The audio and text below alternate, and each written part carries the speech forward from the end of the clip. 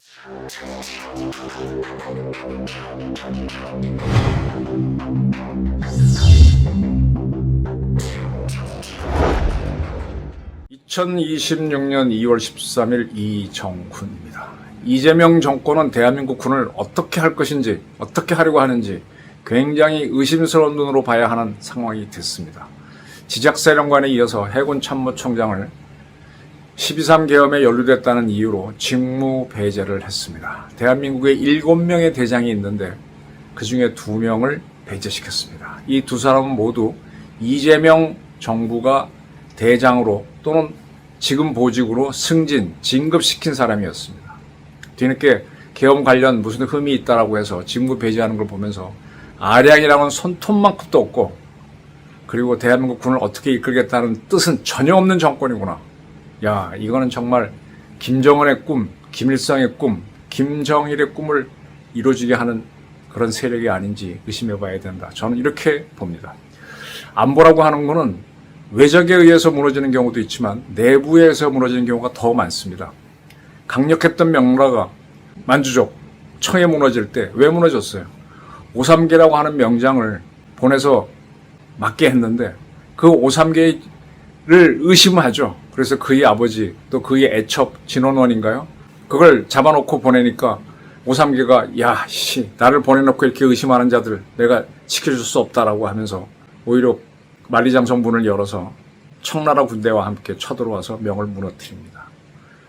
그 만리장성이 무너지는 거는 몽골족이나 만주족이 강성해서, 여러분들 가보셔서 알겠지만 만리장성이 굉장히 두꺼워요. 그게 쉽게 무너지는 게 아닙니다.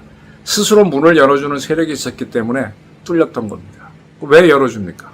내부에서의 갈등 때문입니다. 지금 한국군에 무슨 문제가 있더라도 다독여서 같이 가야 되는데 계속 지금 갈라치기를 하면서 서로가 서로를 의심하게 만들고, 군에서 작전을 하는 사람들이 힘을 쓰고 기획을 하는 사람이 힘을 써야 되는데 이 내부 감시를 하는 과거의 헌병, 지금은 군사정찰, 이런 사람들이 더 힘을 쓰고 이런 세상을 만들면 군은 죽습니다. 그러면 절체절명의 순간에 대한민국은 그들이 지켜주지 않으면 우리는 한 방에 무너집니다. 지금 상황을 전 이렇게 보는데 1948년도에 4.3 사건이 먼저 일어나죠. 4.3 사건 때 박진경 12연대장을 암살하는 공산 세력이 나오죠. 그래서 우리 군에 빨갱이가 많다는 걸 알아차리고 이제 난리가 나기 시작하는데, 그걸 진압하기 위해서 순천에 있던, 여수에 있던 14연대를 추가 파병하는데 거기에서 또 반란이 일어납니다. 그 14연대의 반란을 잡으려고 4연대를 보는데 4연대 일부가 또 거기에 가세를 해버립니다. 난리가 납니다. 그래서 그 당시 국방경비대가 있을 텐데 국방경비대 총사령관인 송호성 장군이 출동하죠. 근데 그도 그 반란군에 장갑차를 타고 위력 시위를 하다가 맞고 떨어져서 뭐 난리가 나고 엉망진창이 되죠. 그리고 나서 우리 군부에 불순세력이 많다는 걸 알고 숙군이 들어갑니다. 숙군이 한참 들어갈 때 터져 나오는 게, 그때 우리가 4여단을 막 만들었어요. 4여단에 8연대가 있는데 8연대에서 1대대, 2대대, 대대장이 강태무, 표무원, 두 사람은 모두 박정희랑 경비상학교 2기 동기생입니다. 그 2명의 대대장이 자기 부대원들을 이끌고 이북으로 넘어갑니다. 그 사람은 그 당시 군에서 공산 세력의 중추였던 최남군하고 굉장히 가까웠던 사람들이죠. 그리고 북한에서는 계속 숙군을 하니까 거꾸로 국군을 월부시켜서 판세를 역전시키려고 공작을 했고, 그 공작에 두 대대장이 호응을 하면서 부대원을 끌고 갑니다. 근데 그때 한 중대장만은 이게 아니구나 하고 막 거꾸로 부대를 끌고 나와서 빠져나오긴 하지만 나머지 사람들은 막 그냥 북한에 가서 참 어이없는 일들이 벌어졌고 하는데, 지금 이런 식으로 한국 군부를 흔들어 버리면요, 그 역의 사건이 생길 것 같아요. 그때는 공산 세력들이 쫓겨가지고 군의 내부에 있던 세력들이 북한으로 넘어가서 우리를 흔들었는데, 거꾸로 이제는 우리 군부를 너무 흔들어 버리면 우리 군부에서 적이 와도 아무 행동도 안 하는 그런 군인들이 나올 수 있다는 겁니다. 어쩌면 적에 협조할 수도 있다는 거죠. 지금 정동영 장관이 북한의 무인기를 띄운 걸 유감이라고 사과를 하는 이런 판국에 군인들이 할 역할이 뭐가 있어요? 뭐 겁이 타면 날아가고 아무 보람도 없고, 지금 검찰하고 경찰이 완전히 정권의 앞잡이가 돼버렸고 사법부도 그런 모습으로 가는데 군마저 그렇게 돼버리고 또 국정원도 이미 무너졌죠. 이제 아무것도 없습니다. 그런 상태에서 국군사관 대학교를 만들겠다 그러는가, 육해공군 사관학교를 종합대학화 해가지고 단과대학처럼 하겠다라고 해서 뭘 하겠다는 건지, 거기에서 뭘 노리는 건지, 합동성을 노리는 건지, 통합군을 하자는 건지, 뭐가 뭔지도 모르겠어요. 제가 참 철학도 없이 하는 걸로 저는 보이는데, 군을 마구 휘젓고 있습니다.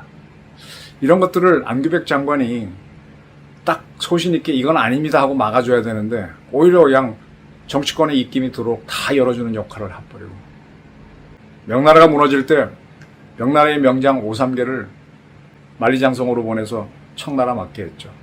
근데 그 오삼계를 명나라에서 되게 흔들어 버렸죠. 그의 아버지를 뭐 잡아놓고 그가 좋아하는 애첩인 진원원을 잡아놓고 좀 놀렸죠. 그러니까 오삼계가 거꾸로 문을 열어줘서 청나라 군대가 들어와서 북경에 정복하면서 명이 무너집니다. 내부에서 무너지는 거죠. 우리 군도요, 우리 군의 전력으로는 북한한테 지지는 않습니다. 근데 우리 군에서 이런 식으로 흔들어대게 되면 배신자가 나올 수 있습니다. 배신자가 나오라고 지금 하는 것이고, 그리고 적이 쳐들어왔을 때 가만히 있으라라고 했을 때 가만히 있게 만드는 군을 만들려고 하는 거기 때문에 지금 우리 봐도 저리 봐도 우리는 굉장히 안보에 위기가 오고 있습니다. 근데 어떠한 군인도 말을 못해요.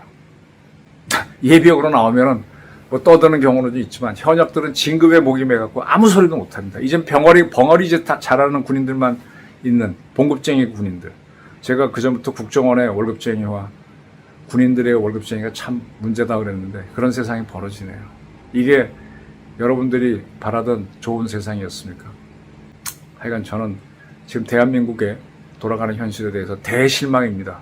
이재명 대통령 지지율이 올라가고 주가가 올라갔다는 거에 취해가지고 잘한다 하는, 그리고 가는 대한민국 국민들에 대해서 대단한 실망을 하고 있고, 대한민국 군부에 대한 대단한 실망, 그리고 안규백 장관에 대한 대단한 실망의 연속입니다.